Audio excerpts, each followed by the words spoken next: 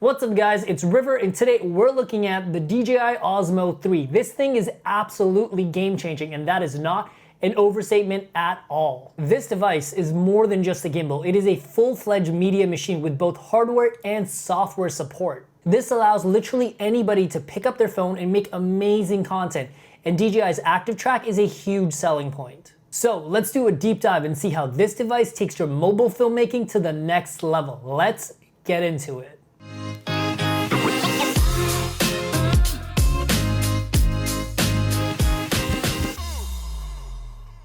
And before we jump into the review, guys, just quickly want to say thank you so much for the super nice comments you guys leave. They genuinely make my day. And as always, all of the products that we discussed today will be down below in the description, so take a look. So let's jump right into the design of this product because the image will really depend on what smartphone you're using with it. The gimbal itself is small and compact and very easy to travel with, and a big plus is the fact that I can fold it and it's actually small enough to go into my rear jacket pocket. And once you fold the gimbal, it's actually quite small. It's not that much bigger than my actual cell phone. And a big plus is that all of the hinges on this gimbal are locking so it doesn't jiggle around or accidentally get damaged while you're traveling. It does come with a cute felt pouch, but I doubt I'll ever use it. And as for the build quality, I was really impressed by how robust this gimbal was. It's made of really solid plastic. It has this nice fake leather grip on the side. Overall, this thing seems very robust and it does not feel like it will break down on me anytime soon. And when it comes to travel products, build quality really matters, and I have absolute confidence in this gimbal. It will not let you down. This gimbal comes in two packages, one with the tripod and one without, and I have to say, definitely spend the extra 20 bucks to get the one with the tripod. You can easily put it down on a table and you don't have to worry about putting it at the wrong angle or any of that stuff. The convenience is definitely worth the extra $20. And another thing that I like about this product is that the plastic they used to build it is very, very light. I felt like I could carry this for several hours without my arms getting tired. And the ergonomics on this device are absolutely fantastic. One of the first things that I noticed about this gimbal was the grip. It has a 35-degree angle towards the front. This way it takes all of the pressure off your wrist and puts it into your forearm. So if you're going to be using this for extended periods of time, your wrist will not get tired or sore. The buttons on the gimbal itself are pretty straightforward. It has a record button, a menu button, a zoom in and zoom out button, and a trigger on the back. But what's really helpful on this gimbal is the joystick. It's a surprisingly accurate joystick, and the joystick is really useful for framing up your shots. And because the buttons on the gimbal directly talk to your phone to change settings, it doesn't feel like a gimbal holding your phone. It feels like a full, well thought out and properly designed device. And thankfully, DJI made the software in their gimbal open source, so third-party apps like Filmic Pro and Moment actually recognize the hardware when you're using it and will allow you to use the physical buttons when using their app. Sadly, there's no support for social media apps like Instagram or TikTok, but I hope that's coming soon. And one thing that I absolutely love about this gimbal is the fact that it gives you the option of switching between vertical and horizontal orientation.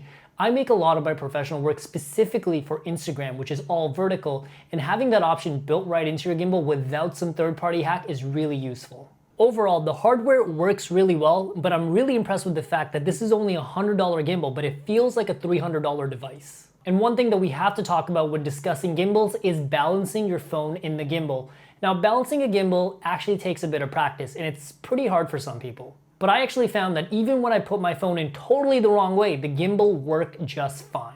The motors on this gimbal are pretty powerful, so generally if you get it kind of in the right place, your gimbal should balance pretty easily. But speaking of how powerful the motors are, you can actually put third-party lenses, third-party cases to enhance your filmmaking, and the gimbal still works. You can actually use the third-party Moment lenses, which are pretty expensive, but there's a link down below if you want to check them out. You can use the third-party Moment lenses and the gimbal still balances just fine.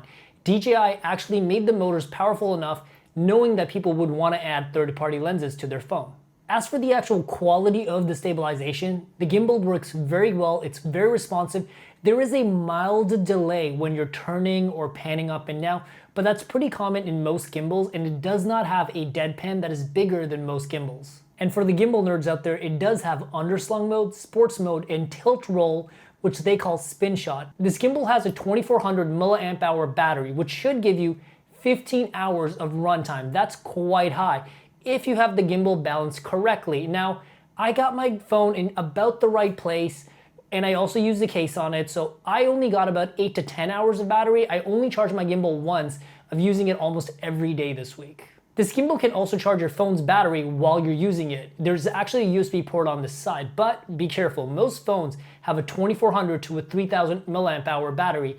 And if the gimbal itself only has a 2400 milliamp hour battery, you're gonna drain your gimbal battery pretty fast. Do not use this as a battery bank because there's simply not enough battery life. So next, let's talk about the software, because the hardware is great. It keeps your phone balanced. The buttons work great. But what really ties it all together is the software. And for that, you have to use the DJI Mimo app. The biggest game changer in the software is the active track feature, which allows you to draw a small square around objects or people in your frame. And even as the gimbal moves around, it will make sure that they stay focused and in frame. I'll talk more about that at the end of this section. And the app also lets you use some really cool features like hyperlapses, time lapses, tilt rolls, and even panoramas, where the gimbal looks around at 9 different points and creates a 180-degree wide panorama. These are not things that you can just do with your iPhone or Android.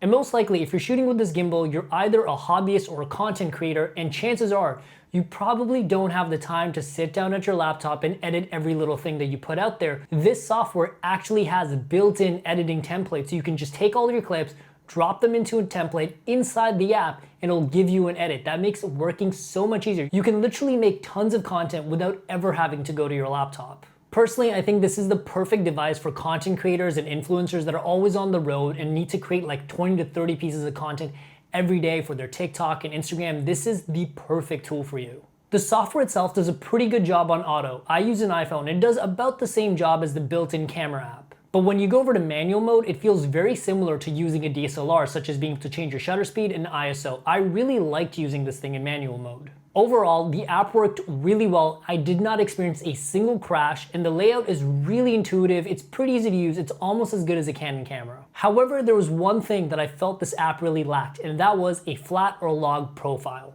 If you're someone that's going to be shooting cinematic stuff with your camera and you know you're gonna need to color grade it later, having a flat or log profile is essential. Now, there are third-party apps like Filmic Pro and Moment that give you those options, but those apps don't have Active Track, and Active Track is such a pleasure to use. And since we're on the topic, let's talk about how amazing Active Track is. When I first looked up what Active Track was, it actually seemed too good to be true, but it does exactly what DJI claims. It allows you to draw a small square around the object, and as the gimbal moves, the gimbal will turn to make sure that that object stays in frame. This is really useful for if you're shooting cars, models, objects. You can easily walk around them and know that these objects will stay in frame and it won't look amateurish. The biggest problem with gimbal operating is doing a really complicated motion while also making sure that your subject stays in frame. But this is almost like having someone do the shot with you. You can focus on the movement while the software focuses on keeping your subject in frame. Also, the other benefit of using Active Track is if you give the gimbal to someone who doesn't really know what they're doing, you can simply set up Active Track for them. They can do like a sloppy job walking around you, but the software will make sure that you're in frame and it looks professional. The only downside of Active Track is that it uses your phone battery pretty fast, so something to be aware of. So at the end of the day, who is this gimbal really for, and is it worth the price? For $100, it is an amazing deal. The hardware works really well, the ergonomics are great, and the stabilization itself is really top notch. The software is fantastic and gives you lots of options that normally your phone could not do. On top of everything, the fact that it lets you create flashy edits right on your phone instead of having to go to your laptop is amazing. I would happily recommend this to a hobbyist without any hesitation. And if you're a professional that creates content using their mobile phone, this will probably make your job 10 times easier. And even if you're a cinematic filmmaker, you could still use this gimbal with third-party apps like Filmic Pro and Moment. Alright guys, that wraps up the video on the DJI Osmo Mobile 3. If you guys have any questions about this whatsoever, hit me up in the comments down below and I'll make sure to get back to every single one of you. Also, there's a link in the description down below if you guys do want to pick up this gimbal. And if you guys found this video helpful, if you found it entertaining, please leave a like down below. It really helps the channel out. It lets me know what kind of content you guys are enjoying. Last but not least, make sure to subscribe to the channel if you're into cinematic filmmaking, into camera gear, or into learning cinematic techniques. This summer, we're going to be bringing you guys a ton more content specifically about cinematic filmmaking, so make sure to subscribe. See you guys this summer.